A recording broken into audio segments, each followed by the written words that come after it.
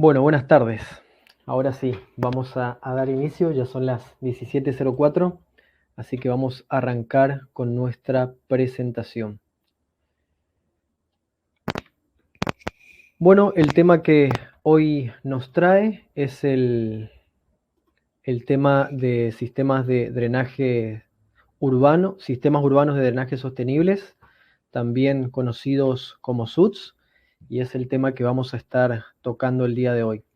Les pido por favor, si tienen alguna consulta, alguna pregunta, lo puedo estar haciendo en el panel lateral, en el de preguntas y respuestas. Ahí vamos a estar respondiendo todas las preguntas luego de que termine la charla. Así que bueno, después la voy a estar leyendo.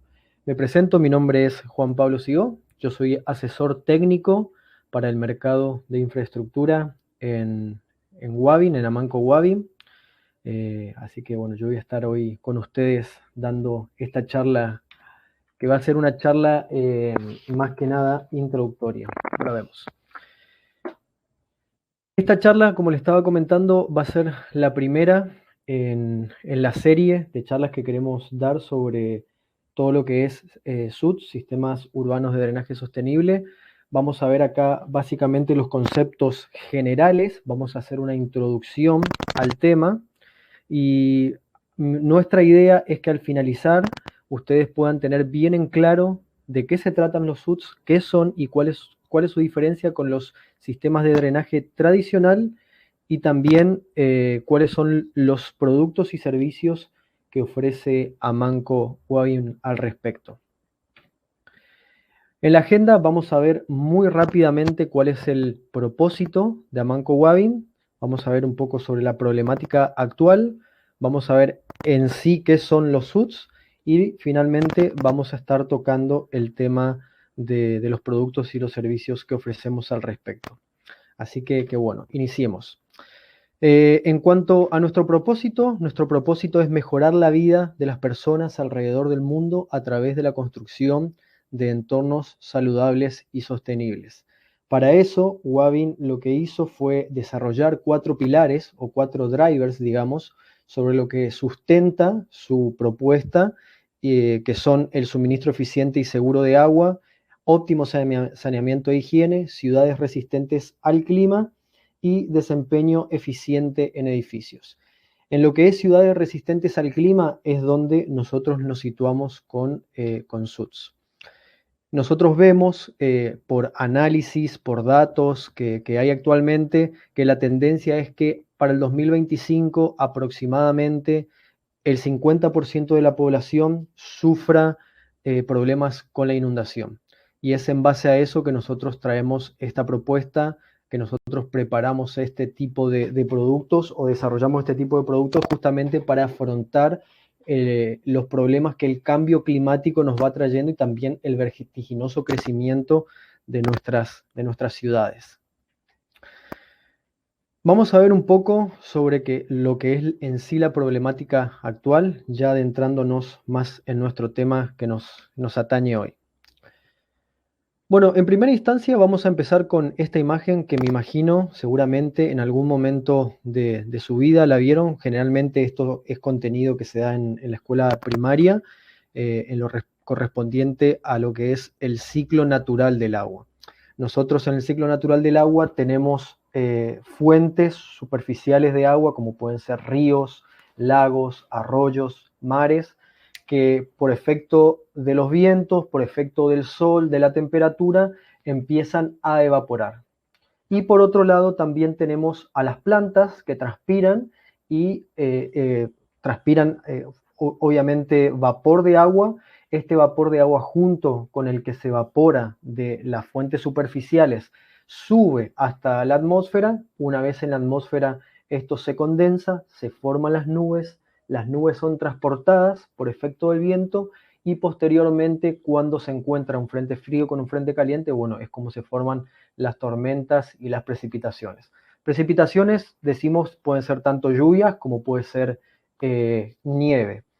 Y bueno, esta precipitación cae de nuevo a la superficie de la Tierra y empieza otra vez de nuevo el ciclo. Vemos que Parte del agua se va a infiltrar, parte del agua la absorbe la vegetación y demás. Ahora bien, cuando nosotros estamos hablando de un ciclo modificado, es natural que cuando nosotros implantemos ciudades, fundemos ciudades y empecemos a crecer, tengamos que tomar agua de esas fuentes principalmente superficiales, las captemos, las entubemos en nuestro caso y hagamos toda la distribución para lo que es el abastecimiento de agua de la ciudad. Parte de esa agua se va a usar en lo que es la agricultura, otra parte se va a usar en limpieza, en mantenimiento, en saneamiento y demás. Bueno, una vez que nosotros utilizamos esa agua, vuelve a pasar a un sistema diferente, al sistema alcantarillado, donde nuevamente es tratada y enviada de esta manera a la fuente de donde se la sacó. Lo mismo pasa con las aguas de lluvia. Las aguas de lluvia caen, son captadas en cierto lugar y son transportadas a lo que son el sistema de alcantarillado, podríamos decirlo así, y de esa manera van a un lugar donde finalmente se deposita. Esto es sumamente, sumamente importante. ¿Por qué? Porque si nosotros comparamos la situación de una zona sin urbanizar con la situación de una zona urbanizada, vamos a ver que hay unos cambios o la variación en los porcentajes son sumamente importantes. Por ejemplo, si consideramos una zona sin urbanizar, del 100% del volumen de lluvia que cae a la superficie, el 50% de ese volumen se va a infiltrar en la superficie. Vamos a tener una infiltración que va a ser superficial y otra parte que va a ser un poco más profunda, que va a ser la que se necesita para, digamos, volver a llenar nuestros acuíferos, nuestros depósitos naturales. Una parte se va a evotransportar, una evotranspiración que se va a ir de nuevo a la atmósfera y vamos a tener solamente un 10% de escorrentía superficial, que generalmente eso va a parar a los lagos o va a parar a los arroyos o a los ríos. Ahora, ¿qué pasa cuando nosotros tenemos una situación de urbanización? Bueno, los porcentajes cambian drásticamente. Vamos a tener solamente un 15% de ese volumen de agua que se va a infiltrar, el 10% va a ser de manera superficial, el 5% va a ser de una manera más profunda. Aquí ya vemos una primera diferencia, la manera en que se van a recargar nuestros acuíferos o nuestros tanques subterráneos son totalmente distintos. El 30% se va a evotransportar y vamos a tener en este caso un 55% de escorrentía. Quiere decir que vamos a tener un volumen mucho más grande de agua que administrar y que almacenar, que manejar. Bueno, este factor también lo debemos sumar a lo que es los factores climáticos que van cambiando con el paso del tiempo.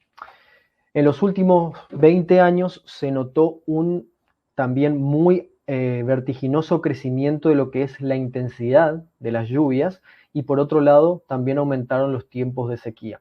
En una investigación que hizo la Universidad de Buenos Aires junto con la Facultad de Agronomía, ellos llegaron a la conclusión de que actualmente, al menos en Argentina, los periodos de sequía van siendo cada vez más grandes. Y esto tiene un impacto sumamente negativo en lo que es la agricultura. Por ejemplo, hay ciertas semillas que en la época donde ocurren principalmente estas sequías se ven muy afectadas y obviamente la producción no es la mejor.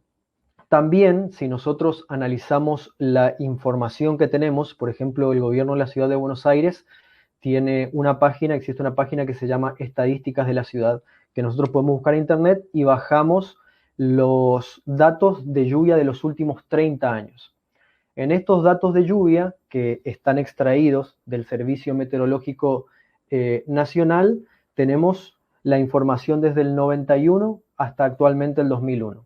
Si nosotros analizamos el periodo que va desde el 2001 hasta el 2020, vemos que vamos a tener la misma cantidad de volumen de agua, digamos, que hubo desde el 91 hasta el 2000. Estamos hablando de volúmenes de agua iguales. La gran diferencia está en la cantidad de días de lluvia que hubo en esos años. En los últimos 10 años hubo en promedio un 20% menos de días de lluvia que hace 20 años con el mismo volumen. Esto quiere decir que tenemos tiempos de sequía más prolongados y también si tenemos el mismo volumen quiere decir que tenemos mucha más intensidad de lluvia actualmente cuando llueve que hace unos 30 años atrás. Esto es muy importante tenerlo en cuenta para cuando nosotros estemos diseñando nuestros sistemas tanto de drenaje, por ejemplo, de cubiertas como de SUDS. Ahora bien, si sumamos las dos cosas, vemos por un lado que estamos impermeabilizando superficies porque nuestras ciudades van creciendo cada día más. Entonces tenemos por un lado que el agua no puede drenar, tenemos inundaciones, y por otro lado que el agua no puede infiltrarse, tenemos escasez de agua. Y también juega el factor del cambio climático, que tenemos lluvias cada vez más intensas y periodos de sequía mucho más largos. Entonces vemos las consecuencias. Digamos que estamos yendo de un extremo al otro. Tenemos inundaciones, mucha cantidad de lluvia, o periodos de muy escasa cantidad de lluvia donde tenemos falta de agua. Esto tiene consecuencias en diversos sectores. Ya hablando desde la agricultura, tenemos menor cantidad disponible de agua, o al contrario, tenemos inundaciones, tenemos menores rendimientos por ende de las cosechas, tenemos también en la naturaleza una disminución de la biodiversidad, ya que hay plantas que no soportan los tiempos de sequía tan larga y otros que no toleran inundaciones o porcentajes de agua tan grande. También tenemos problemas con la industria porque tenemos una restricción del uso del agua, ya que cada vez escasea más, y también se suman los problemas del mantenimiento, digamos, o del tratamiento de estas aguas, que cada vez son volúmenes más grandes. Y finalmente tenemos, bueno, el problema del agua potable, donde lo que habíamos dicho es que al no recargarse, digamos, nuestros depósitos subterráneos, va a bajar la napa, vamos a tener cada vez menos cantidad disponible de agua subterránea, y también vamos a tener una calidad de agua cada vez más deficiente. Ahora bien, ya vamos a entrar en lo que es en sí los sistemas de drenaje sostenible. Habíamos visto que actualmente, digamos que las ciudades podríamos denominarlas ecosistemas vivos, que tienen una piel inerte, una piel impermeable, y que esta piel básicamente es insostenible, no puede sostenerse en el tiempo. Entonces, las ciudades necesitan, digamos, una nueva piel permeable, que actúe como aislante térmico por un lado y como filtro hídrico por el otro. Entonces ahí es cuando aparecen nuevos conceptos como la nueva dermatología urbana o la fitodermia urbana, cuando se utilizan superficies vegetadas. Ahora bien, si vamos a definir qué son los SUDS, podemos definirlo de la siguiente manera. Cuando hablamos de sistemas urbanos de drenaje sostenible, lo que nosotros estamos queriendo hacer es recrear o al menos imitar la situación original. ¿Qué quiere decir esto? La situación sin tener las construcciones o sin tener impermeabilizada la superficie. Quiere decir que desde en el lugar donde cae el agua, nosotros en ese mismo lugar la tratamos y no la desplazamos para otro lado. Entonces van a aparecer dos conceptos también. Vamos a tener por un lado la ingeniería dura, que es la ingeniería tradicional, digamos, los sistemas de manejo tradicional que conocemos, que van a ser captar aguas por medio de sumideros, después vamos a tener que transportar en tuberías hasta el lugar final de descarga que nosotros dispongamos. Esto tiene un problema ya de entrada porque habíamos visto que las intensidades de lluvia están aumentando cada vez más aumentan las intensidades. Quiere decir que para nuestros diseños vamos a tener que usar curvas IDF, intensidad de las lluvias, de la recurrencia, con valores mucho más elevados, mucho más grandes. Esto, por consiguiente, lleva a diámetros de tubería mucho más grandes, que van a ser utilizados muy pocas veces a lo largo de su vida útil, pero finalmente tienen que estar preparados si es que no queremos tener situaciones de inundación. Y por el otro lado aparece lo que se llama la ingeniería blanda, que es el desarrollo de bajo impacto, podríamos decir, que es lo que hablamos recién de tratar, administrar o manejar el agua de lluvia en el mismo lugar donde esto va a caer. Básicamente lo que nosotros estamos queriendo hacer de esta manera es restaurar el ciclo hidrológico natural de las lluvias y no estar transportando el agua de lluvia a otro lugar. También estas nuevas tecnologías lo que tratan es de una regeneración urbana, ¿sí? Si bien se pueden implementar en obra nueva, está también enfocado lo que es la regeneración urbana. Bueno, cuando hablamos de SUD también está, digamos, sostenida por 4 pilares, podríamos decirlo así, que es la cantidad de agua, la calidad del agua, la amenidad y la biodiversidad. Nosotros en Wavin nos centramos principalmente en la cantidad de agua y en la calidad del agua. La amenidad tiene que ver un poco sobre cómo estas soluciones son amenas con los seres humanos, con las personas, y la biodiversidad, cómo estas soluciones son amenas con la naturaleza. Nosotros, como ya les digo, estamos centrados, en la cantidad de agua y la calidad de agua. Como pueden ver, también estas nuevas tecnologías lo que tienen es que son multifuncionales. Como están más que nada centrados en parámetros hidrológicos y no solamente hidráulicos, también van a entrar otras profesiones, por ejemplo, paisajismo, a la ecuación para hacer que estas soluciones sean lo más amenas y favorables posibles. Cuando estamos hablando de estos desarrollos de bajo impacto, vamos a encontrar diferentes maneras de aplicar estas soluciones. Por un lado, tenemos lo que podríamos llamar el control de caudal, que es regular las tasas de caudal que nosotros estamos queriendo transportar de un lugar a otro. Por otro lado, vamos a tener la detención o atenuación, que básicamente es captar el agua de lluvia cuando está en su pico máximo, digamos, cuando la intensidad de lluvia está en su pico máximo, y cuando ese pico pase, poder entregar al sistema pluvial, digamos, de la ciudad en pequeñas cantidades hasta desagotar nuestro reservorio. Por otro lado, tenemos la retención, que la retención sí es almacenar toda la cantidad de agua de lluvia que cae en el área que nosotros estamos drenando y posteriormente reutilizarla para lo que nosotros queramos. Puede ser limpieza, puede ser el sistema sanitario de nuestra casa o edificio, etc.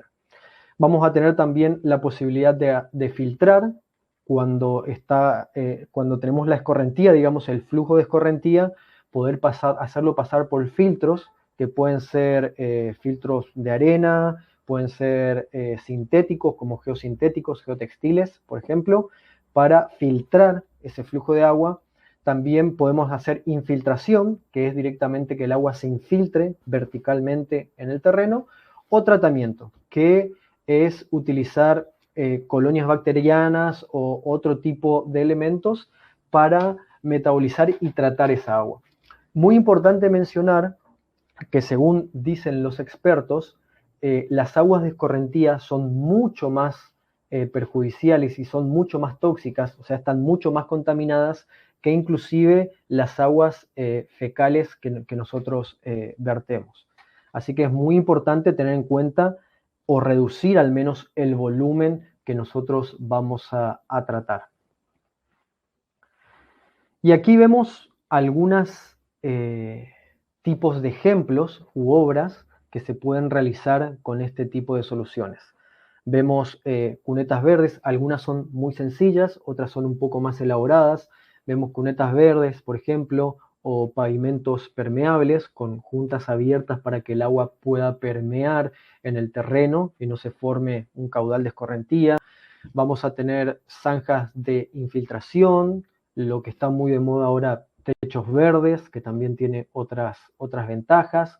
Vamos a tener depósitos de retención, como ya habíamos visto, depósitos de infiltración, humedales y demás. O sea, son varias las alternativas y existen diversas metodologías para poder aplicar estos SUTs.